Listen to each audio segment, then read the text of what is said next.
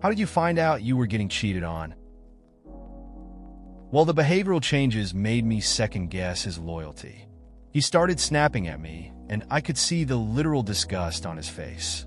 One night, he drank a little too much and set his alarm for 4 a.m. on a Saturday morning. I couldn't wake him up for the life of me, and that alarm was annoyingly loud that I worried it was going to wake the neighbors. Anyways, I managed to remember his passcode to his phone that he gave to me a year or two prior. I turned off the alarm, and just as I was about to lock it, I had this voice inside my head to check his phone. I found the silenced messages in his phone to a woman who was much younger. I clearly remember the jokes he used to make saying I was getting too old and he would have to leave me for someone else. I was 28 at the time. It's tough when loyalty feels off. That alarm situation sounds frustrating, especially with the neighbors in mind. Finding those messages must have hit hard, especially after his comments about age. It's a real wake-up call when you realize someone's not being honest.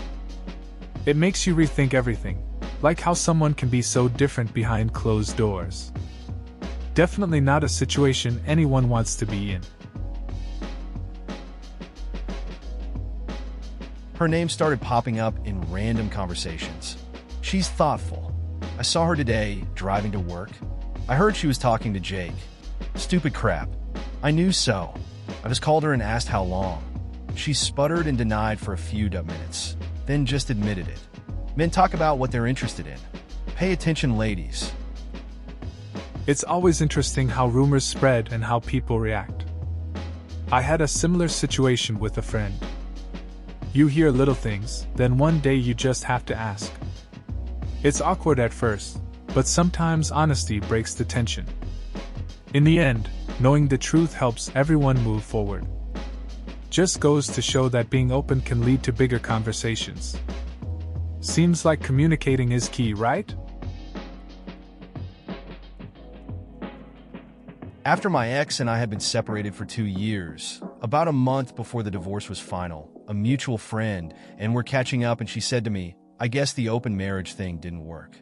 I was like, wait, what? And then I found out. I guess my ex was telling people, unbeknownst to me, that we had one and she was apparently acting as such. That sounds pretty surprising. Finding out something like that from a friend instead of your ex can be a lot to process. It's odd how someone can shape a narrative without you even knowing. I guess it's one of those moments that make you realize how differently people can interpret situations. It must have been tough to piece everything together. Just makes you think about honesty in relationships. Came back from a deployment, and her personality was a 180 degrees off from normal. Suddenly, every little thing was my fault, and I could do no right, even when trying to be understanding. I checked her phone after she fell asleep, and the rest was history. It taught me a lot about how to judge people's integrity and character. I didn't appreciate it at the time, but it was an invaluable experience. Sometimes, you think you know someone until things change. Coming back from a deployment, she was different. It felt like walking on eggshells all the time. I thought maybe I could fix it by being supportive, but that didn't work. Discovering what happened on her phone was eye-opening. It showed me the importance of trusting your instincts about people. Even tough experiences can teach you about integrity and character. The girl DM'd on Instagram the day after his birthday, saying she found a letter I wrote him on his birthday from the day before. She called me while he was in the room, and he refused to even say a word to me. He blocked me on everything without a single explanation. I honestly had no idea he was cheating. I noticed he started getting really distant, but I had assumed it was cause he had a lot of friends and family pass away over the course of 4 months.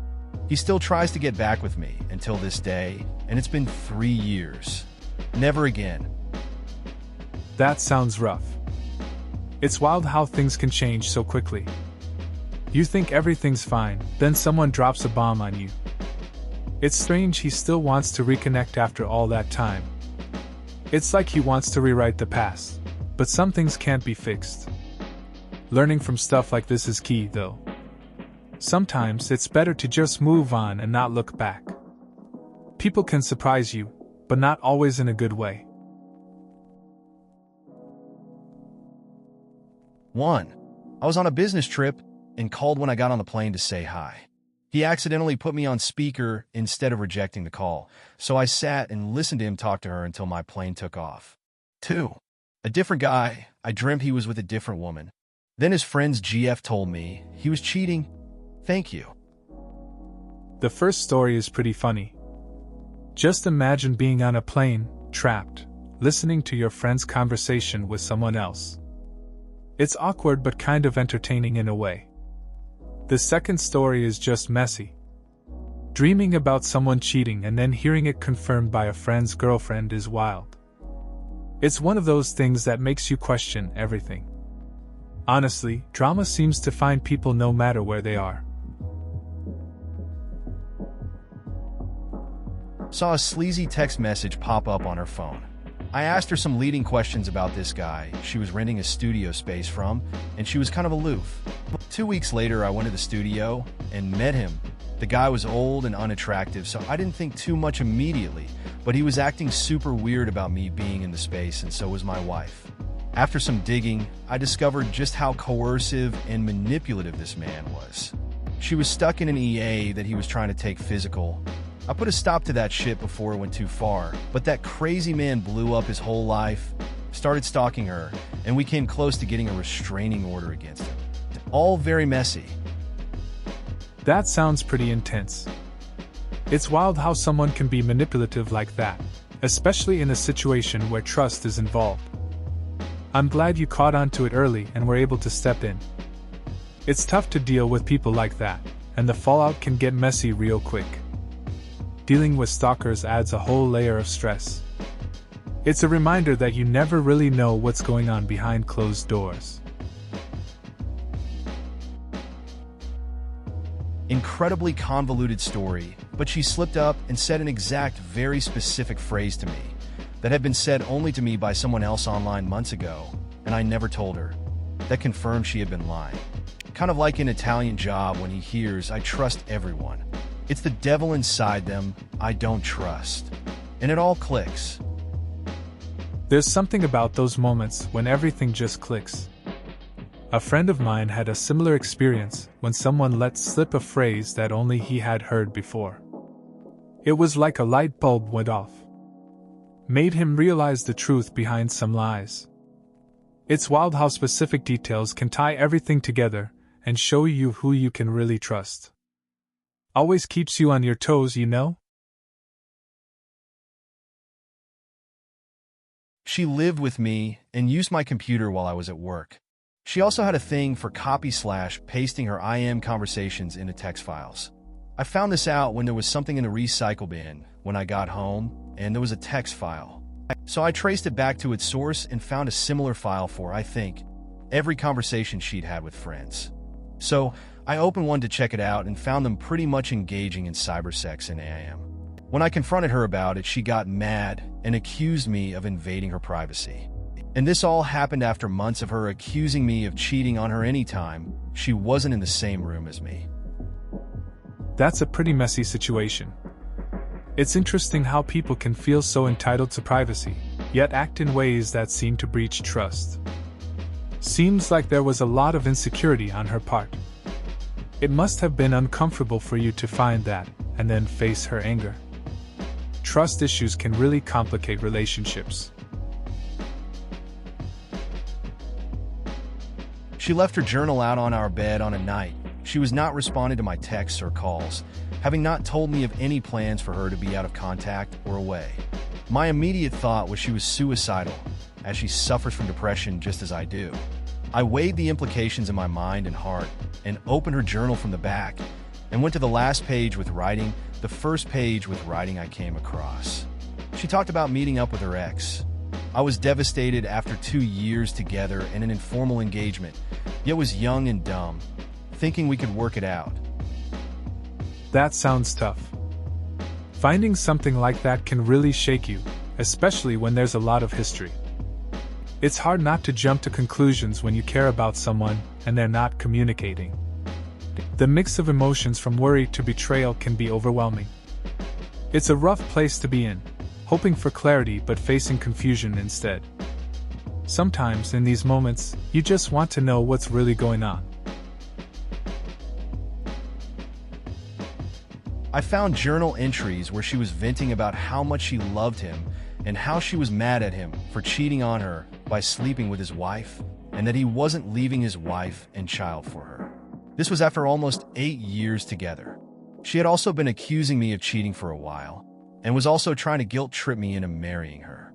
And before I get comments about how I shouldn't snoop in her stuff, she left it open on her nightstand on one of those pages.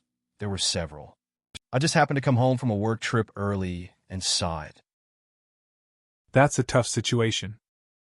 Finding those entries must have been a shock.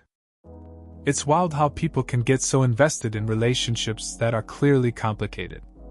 It definitely adds a layer of stress when you're being accused of something you didn't do. It sounds like she was struggling with her feelings and maybe projecting some of that onto you. Relationships can get messy, especially when there are secrets involved.